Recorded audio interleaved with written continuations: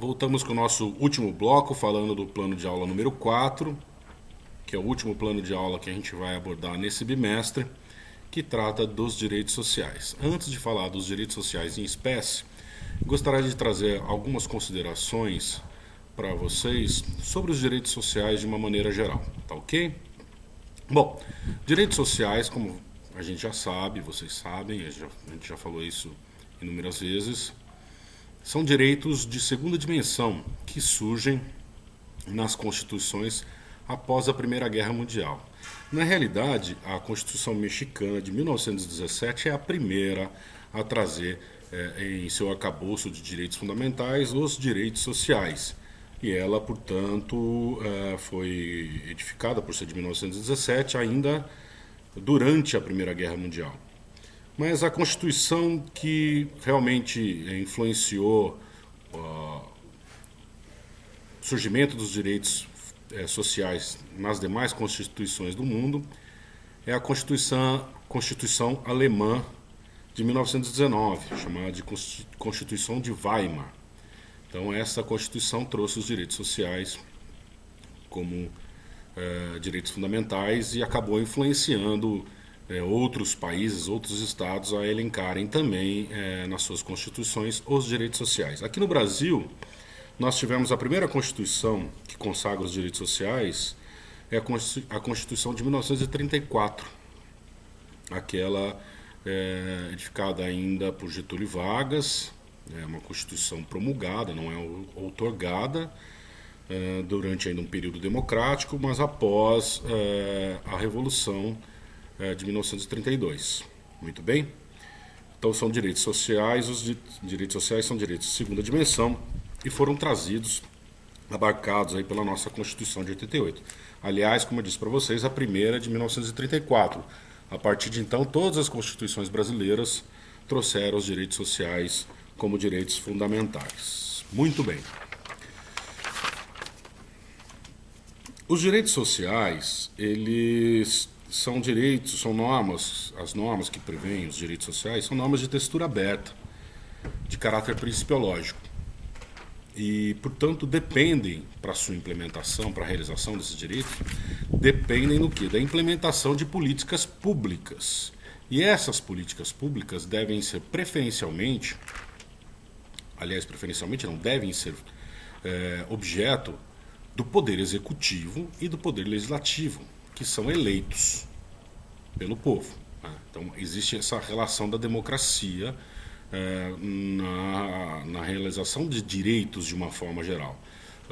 Cabe ao Poder Judiciário a aplicação dos direitos. Acontece que, por serem normas de conteúdo aberto, principiológicas, e que dependem da efetiva implementação de políticas públicas pelo Poder Executivo e pelo Poder Legislativo também, que pode, através da aprovação de normas infraconstitucionais, implementar essas políticas públicas ou exigir que o Poder Executivo as implementem. Ao Poder Judiciário, cabe analisar as situações em que os direitos deixam de ser realizados. Mas a situação é bastante crítica, porque se cabe ao Poder Legislativo e ao Poder Executivo a implementação dos direitos sociais, cabe o que, então, ao Poder Judiciário se esses direitos não forem implementados? Bom, na realidade, o Poder Judiciário, o STF, tem nesta implementação, na realização dos direitos sociais, um dos seus maiores desafios, porque ele tem que fazer cumprir a Constituição, como guardião da Constituição que é, mas ele não pode avançar sobre a competência dos demais poderes, não é verdade? Então nós não podemos ter o Poder Judiciário legislando ou executando as políticas públicas. Mas diante deste fenômeno, dessa dificuldade de realização, ao mesmo tempo em que é necessário que proteja a Constituição Federal, o Poder Judiciário vem adotando algumas posições e esse posicionamento foi se transformando ao longo do tempo.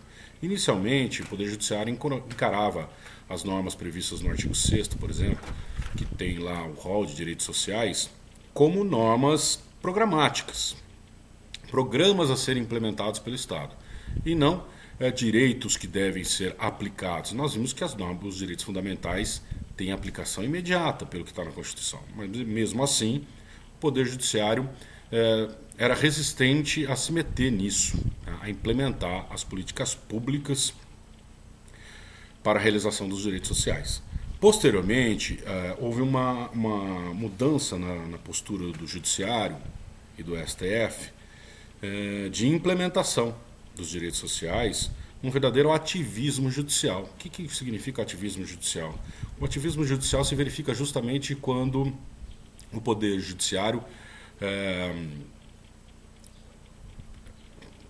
ele usurpa competências do Poder Executivo e do Poder Legislativo, legislando e executando, né? Então, nessas situações, nós temos um ativismo judicial que não é benéfico em nenhum sentido. Nós tínhamos situações de realização de direitos sociais, por exemplo, de pessoas que, ao ingressarem no judiciário, conseguiam autorização para internações, para realizações de procedimentos médicos, só que ao fazer isso, eles furavam a fila. Então, outras pessoas acabavam sendo prejudicadas por essas decisões judiciais. Hoje, o posicionamento do STF é um posicionamento de cautela, né? Então, de análise de caso a caso e com muito cuidado para a implementação dos direitos sociais, para que não haja uma preterição de outras pessoas. Porque você tem, sempre que você necessita, você impõe a realização de direitos sociais, você retira recursos de um lugar e coloca em outro lugar, quando o problema na realização é a falta de recursos, né? E dentro dessa discussão nós vamos lembrar aqui que nós temos a reserva do possível e o mínimo existencial. O que significa a reserva do possível e o mínimo existencial? São duas teorias alemãs. A reserva do possível, ela surgiu no momento em que houve um questionamento sobre a disponibilização de vagas em universidades para todas as pessoas, já que era livre o exercício de profissões. Então, para a realização do direito à liberdade do exercício de profissões, houve essa discussão nos tribunais alemães, e aí chegou-se à conclusão de que desenvolveu-se essa teoria da reserva do possível, de que era possível a realização dos direitos sociais na medida que o orçamento lhes permitia. E o mínimo existencial é uma outra teoria também que surgiu na Alemanha, no sentido de preservar a dignidade da pessoa humana. Então, é uma oposição à reserva do possível.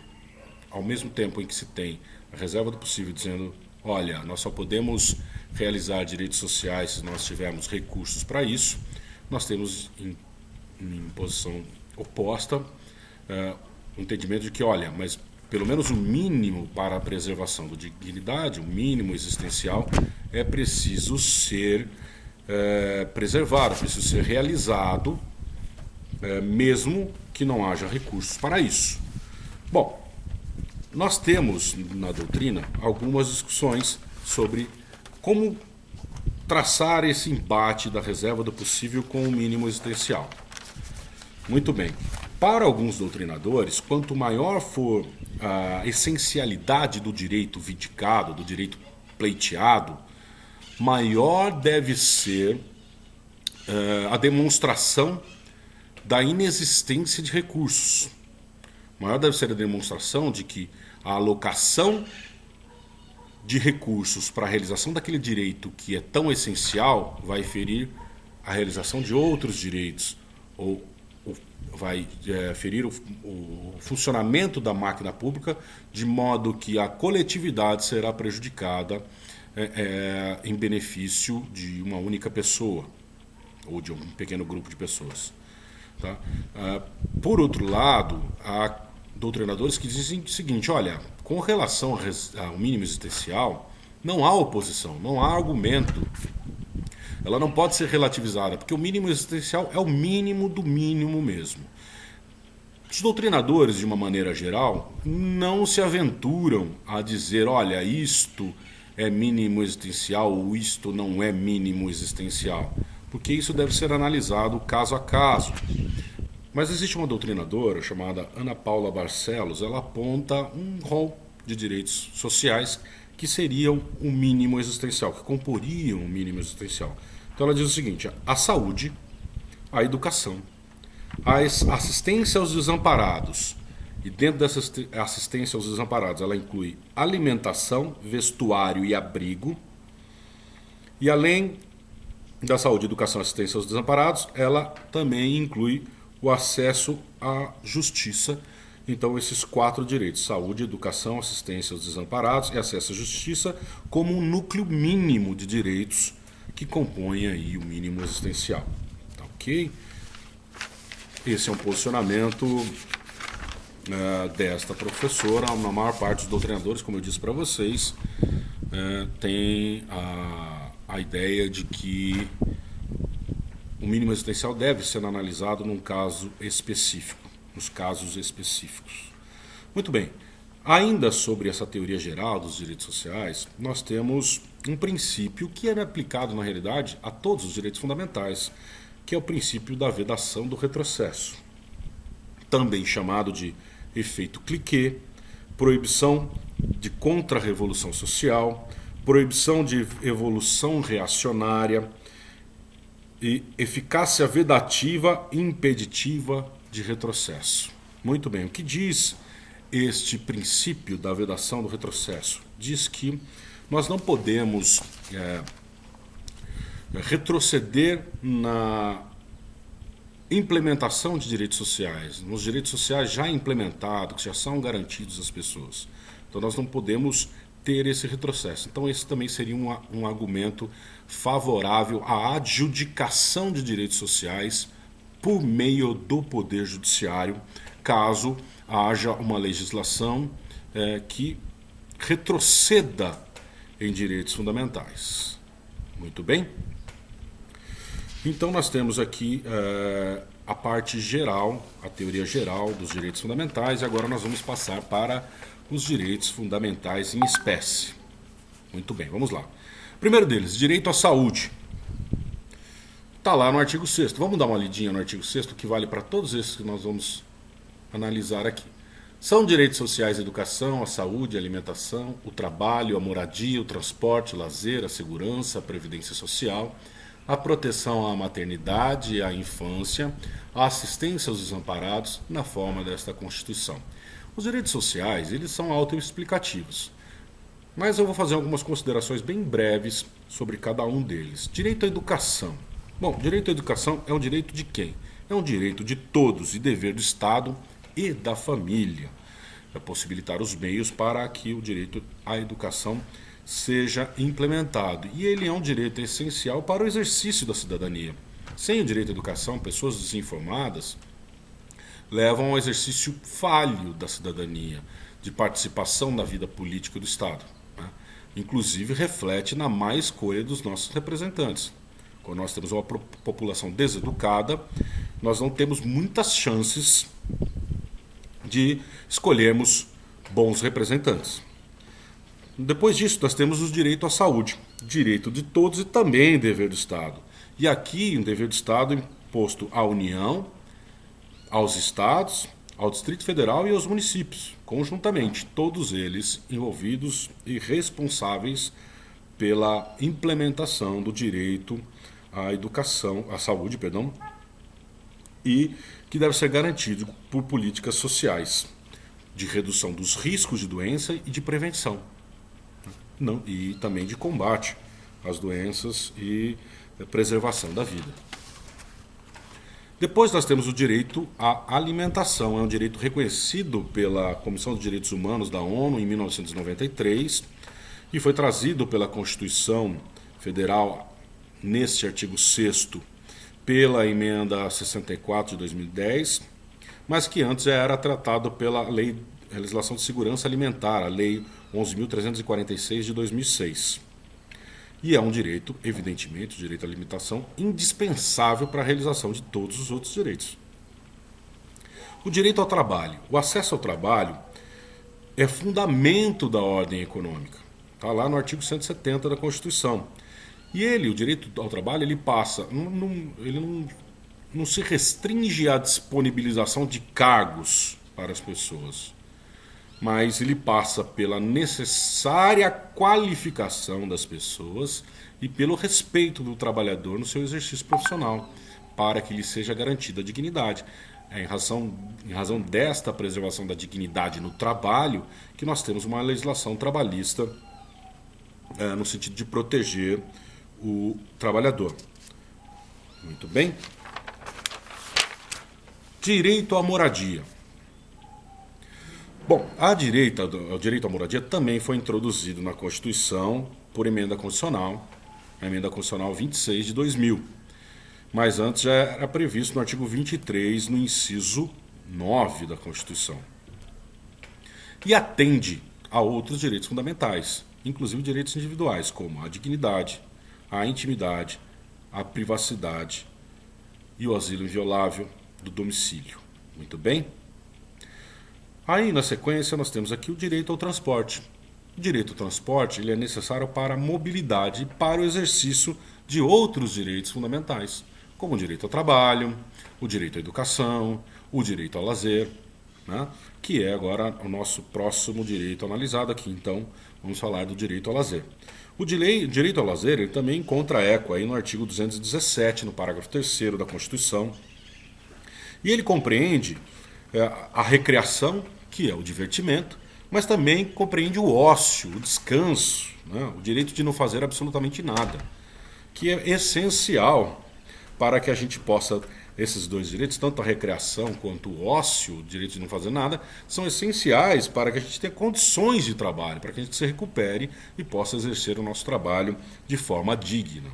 Na verdade, o direito à recreação ele implica também no dever do Estado de prestações urbanísticas para a recreação. Praças, museus, teatros, enfim. E um meio ambiente equilibrado e saudável para que se possa exercer o direito à recreação. Aí nós temos na sequência aqui o direito à segurança, que também está previsto no caput do artigo 5º. Muito bem. O direito à segurança ele importa aí no direito que reflete na segurança pública, né? Um dos mais graves problemas do nosso país, segurança pública. Na sequência nós temos o direito à previdência social. O direito à previdência social ele engloba a seguridade, o direito à seguridade social, que por sua vez também engloba o direito à saúde, o direito à previdência social e o direito à assistência social. O direito à saúde ele está previsto lá no artigo 196 a 200, a previdência social no 201 ao 202 e 202 e a assistência social no 203 e 204. É um conjunto integrado de ações de iniciativa do poder público para a satisfação da dignidade da pessoa humana. Na sequência, nós temos a proteção à maternidade e à infância. A proteção à maternidade também decorre de um direito previdenciário, está lá no artigo 201, inciso 2, e também é um direito social.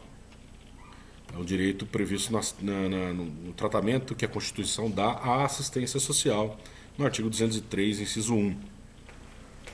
Como nós podemos lembrar aqui, como proteção à maternidade, o direito à licença da gestante, né? Que hoje é reconhecido e atribuído também à mãe do adotante. Por fim, nós temos também dentro da proteção da infância, a proteção da criança e do adolescente, que é trazido especialmente pelo ECA, pelo Estatuto da Criança e do Adolescente, que é a Lei 8.069 de 90. Muito bem, o ECA, ele abarca, ele engloba, ele adota uma doutrina chamada doutrina da proteção integral. A doutrina da proteção integral, ela tem um reflexo lá no artigo 227 da Constituição, que vale a pena a gente dar uma lidinha aqui, ó. Então diz o artigo 227 da Constituição: é dever da família, da sociedade e do Estado assegurar à criança, ao adolescente e ao jovem, com absoluta prioridade, o direito à vida, à saúde, à alimentação, à educação, ao lazer, à profissionalização, à cultura, à dignidade, ao respeito, à liberdade e à convivência familiar e comunitária, além de colocá-los a salvo de toda forma de negligência, discriminação, exploração, violência, crueldade e opressão. O comecinho desse artigo aqui, além de trazer um rol gigante de direitos aqui atribuídos à criança e ao adolescente, no comecinho dele ele diz o seguinte, olha, é dever da família, da sociedade e do Estado. Então essa é a doutrina da proteção integral.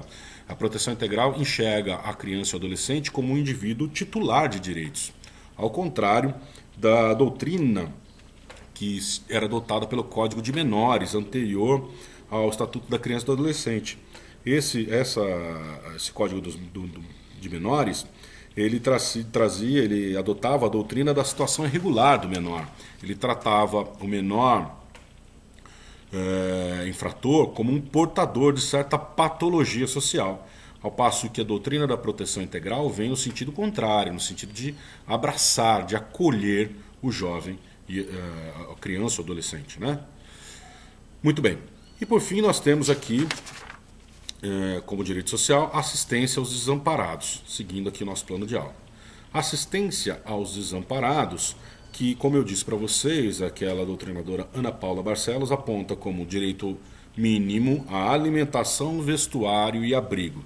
O direito à assistência ao desamparado, ele é materializado também pelo artigo 203.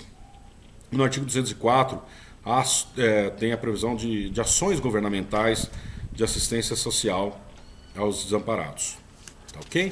Bom, muito bem, gente. Aqui a gente viu rapidamente as espécies, os direitos sociais em espécie, porque como eu disse para vocês, eles não demandam uma análise mais profunda e, portanto, a gente fez essa breve análise desses direitos sociais.